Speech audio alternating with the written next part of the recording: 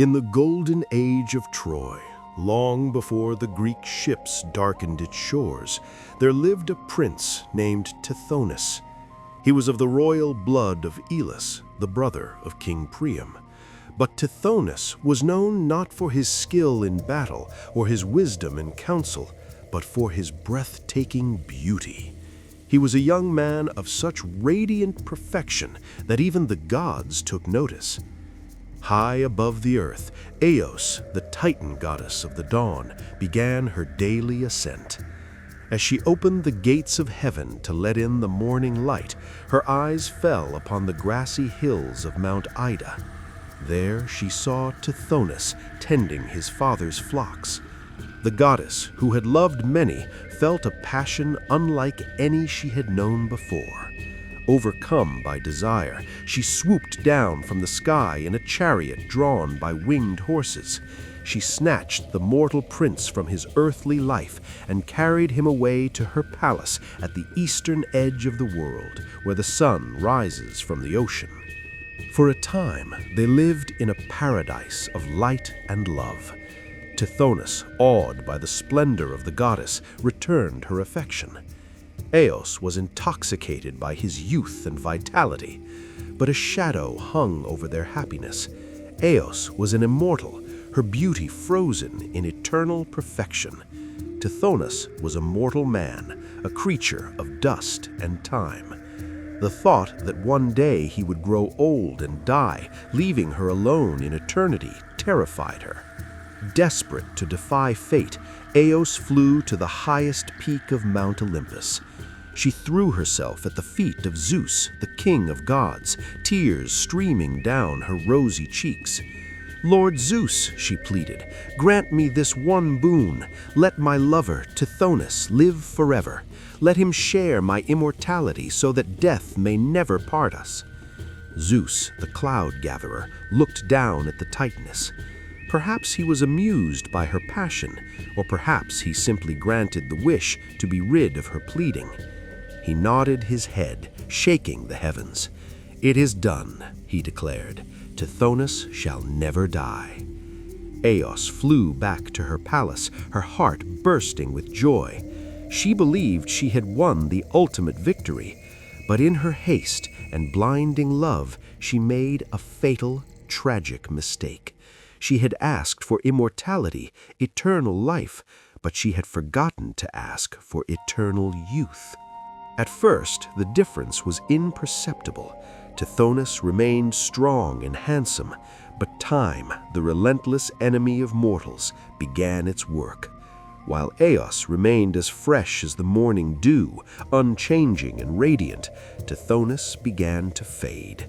The first gray hairs appeared at his temples, shocking against the gold of the goddess's palace. Then came the lines around his eyes, the softening of his muscles, the stiffening of his joints. The years turned into decades, and decades into centuries. The cruelty of Zeus's boon became horrifyingly apparent. Tithonus was aging. He was experiencing every stage of decline, the weakening of the eyes, the trembling of the hands, the stoop of the spine, but the merciful release of death never came. He grew older and older, far past the natural lifespan of a man. At 80, he was frail.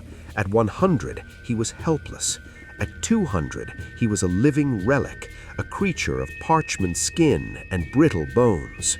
Eos watched in horror as her beautiful lover withered before her eyes. At first, she nursed him tenderly. She fed him ambrosia and nectar, the food of the gods, hoping it would restore his vigor. She dressed him in fine celestial robes to hide his shriveled limbs, but nothing could stop the rot of time. The food of the gods kept him alive, but it could not make him young. The romance died, suffocated by the stench of decay. Pity replaced passion, and then, inevitably, pity turned to revulsion. Eos could no longer bear to share her bed with a creature that looked more like a corpse than a man. The sight of him was a constant, painful reminder of her own foolishness. she stopped visiting his bedside. Finally, unable to look at him any longer, she locked him away in a secret golden chamber of her palace, shutting the heavy doors to hide her mistake from the world. Inside the dark chamber, Tithonus continued to exist. He shrank smaller and smaller as his bones dissolved and his fluids dried up. He was no longer a man. He was a husk, a shadow of a being. Yet the spark of life, the cursed gift of Zeus, refused to be extinguished. Though his body was ruined, his voice remained eerily strong. He would babble endlessly in the dark. At first he begged Eos to kill him, to take back her wish. But as his mind faded into senility, his pleas turned to a meaningless, high-pitched chatter. He complained of the cold, whispered names of friends dead for 1,000 years, and cried out for the release that would never come. Eos, preparing for the dawn each morning, would hear his ceaseless, nonsensical chirping through the walls. It was the sound of pure, concentrated misery. Finally, even the gods could not bear the tragedy any longer. Or perhaps Eos simply wanted to silence the voice that haunted her. Legend says that she used her magic to transform what was left of Tithonus. His shriveled limbs became spindly legs. His dried, wrinkled skin became a hard brown shell. His hunched back sprouted wings. He was no longer a man at all. He had been transformed into a cicada. Eos released him from the chamber, and he flew out into the world. To this day, Tithonus lives on.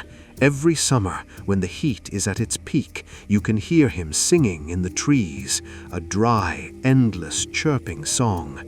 It is the voice of the lover who asked for life but forgot to ask for youth, crying out to the sun for the death that will never be granted.